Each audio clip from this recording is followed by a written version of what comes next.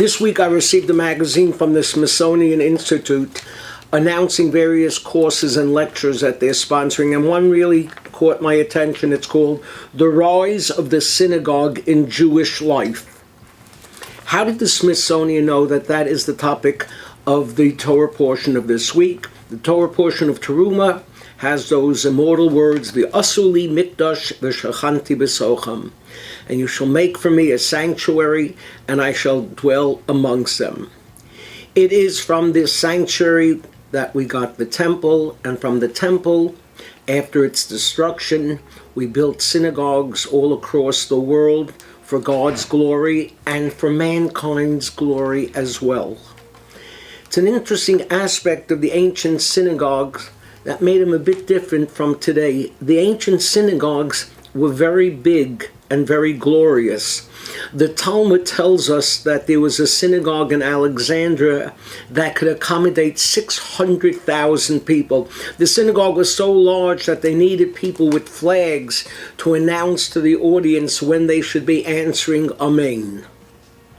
We used to build big synagogues, and there are still some left in Eastern Europe.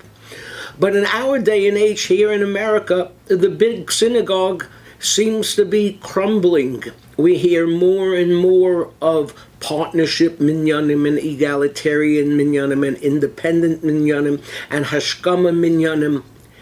And all of these are living up to what the tabernacle and was the forerunner of, and what we're supposed to be now, a mikdash ma'at, a miniature sanctuary, but I think it's getting too miniature.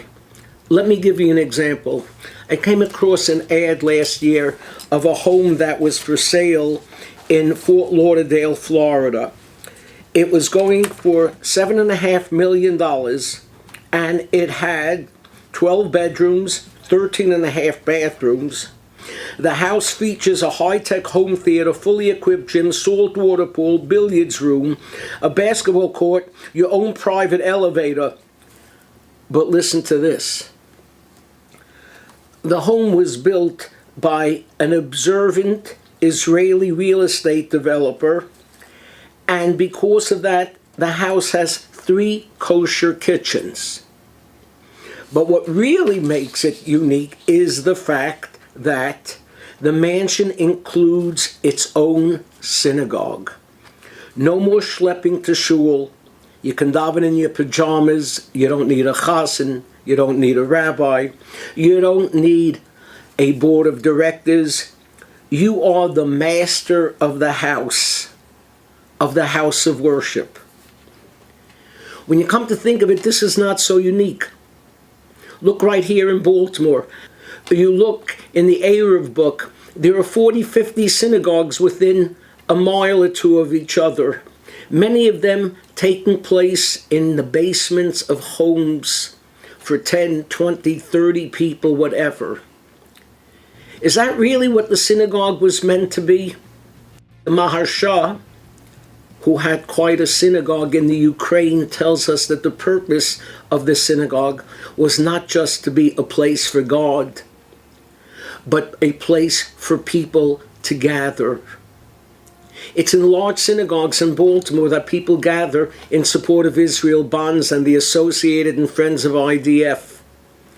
It's in large synagogues we fulfill the words that King Shlomo told us, that there is glory, Berov Hadras Melech.